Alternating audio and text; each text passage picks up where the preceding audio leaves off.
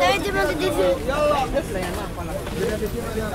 Je m'appelle Sarah, j'ai 8 ans. Je suis née dans le 20e arrondissement. Je m'appelle Mathilde, j'ai 12 ans. J'habite à Paris. Tu es née où? Je suis née à Belleville. Je m'appelle Ramata et j'ai 13 ans. Je m'appelle Fatou et j'ai 12 ans. Je m'appelle Amélie et j'ai 11 ans.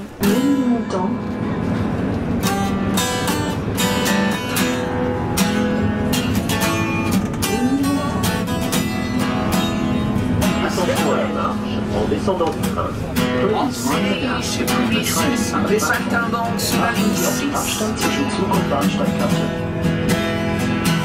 Entre l'audace et la prudence et les cachets de...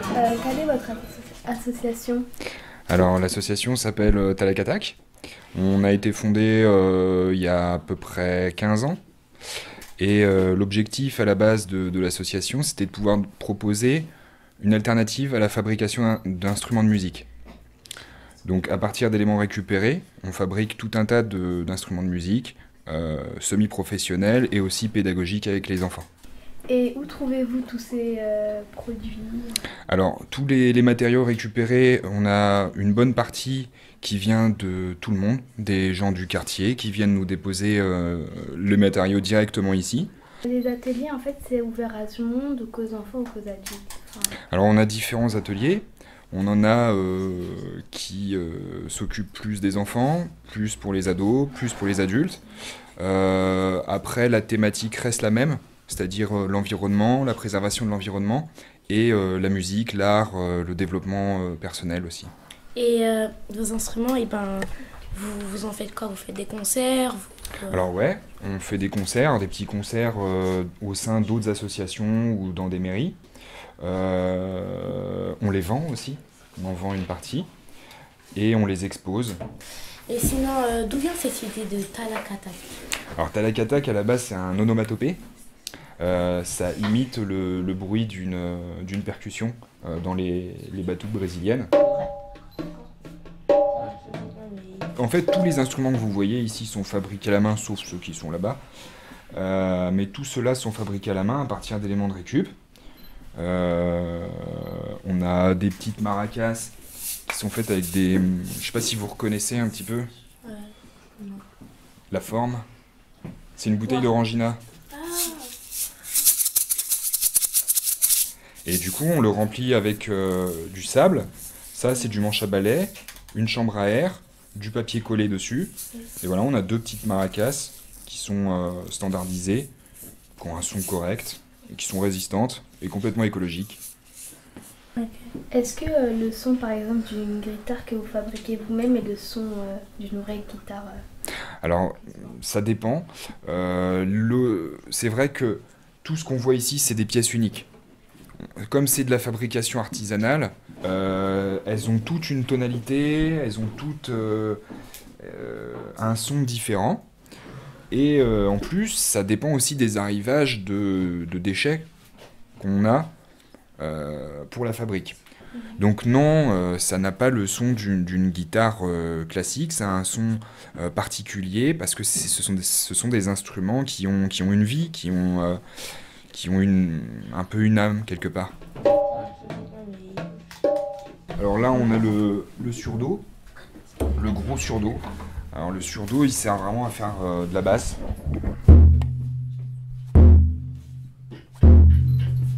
Ça, c'est un instrument qui rentre dans un groupe. C'est ce qu'on appelle une batuque.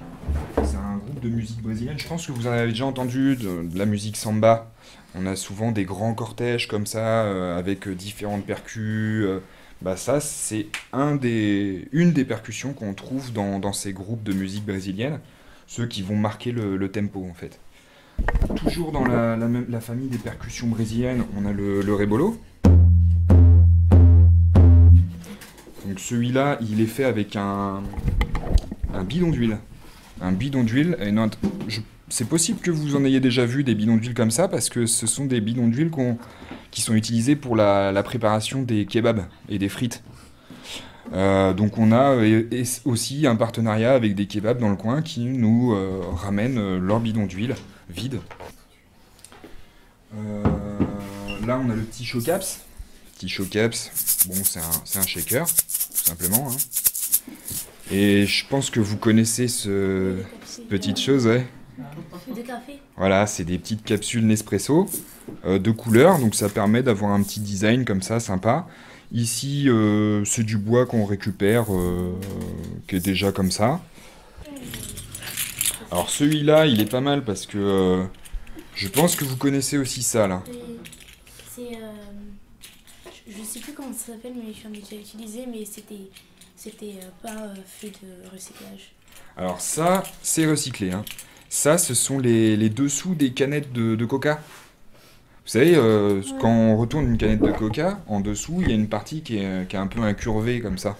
On peut mettre ses doigts facilement. Ben, on la découpe, on se débrouille pour que ce soit pas coupant, et puis on en fait comme ça des petites cymbales.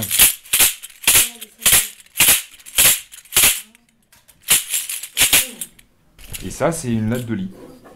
Alors ça, c'est les petites Sansa. Petites Sansa qui sont faites avec des boîtes de cigares aussi. On a aussi un partenariat avec un vendeur de cigares qui nous permet de récupérer des très jolies boîtes.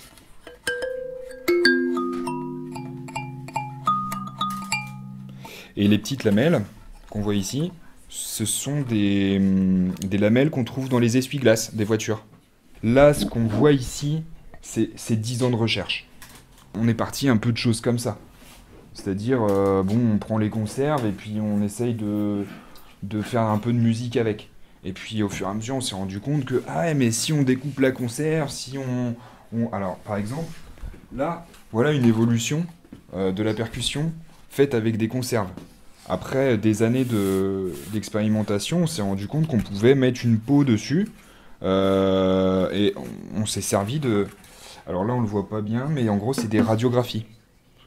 On récupère des radiographies, ce qu'on fait quand on va à l'hôpital, et on le monte sur des conserves, et ça nous permet d'avoir des petites percus, quoi. Mais ça, il nous a fallu du temps pour analyser, tester les matières, pour voir quelle matière va avec quelle matière, comment on fait, et on a eu beaucoup de ratés, mais là on commence à arriver vraiment à quelque chose de convaincant et de semi-pro, quoi. Est-ce que vous auriez pensé qu'on pouvait fabriquer des instruments de musique à base de ces matières-là? Non, pas forcément, parce que déjà c'est rare qu'on voit des instruments faits de choses qu'on a dans le quotidien. On pense pas déjà à les faire d'une façon comme ça, donc c'est assez bizarre. Après, il y a l'idée qui vient, donc vous l'avez fait.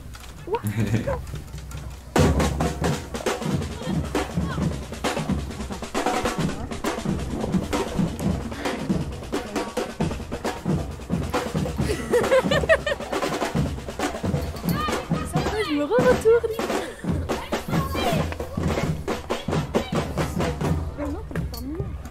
Tu veux mettre tes pieds là, directement? Attends, à droite, je sais pas. Ouais, j'ai peur.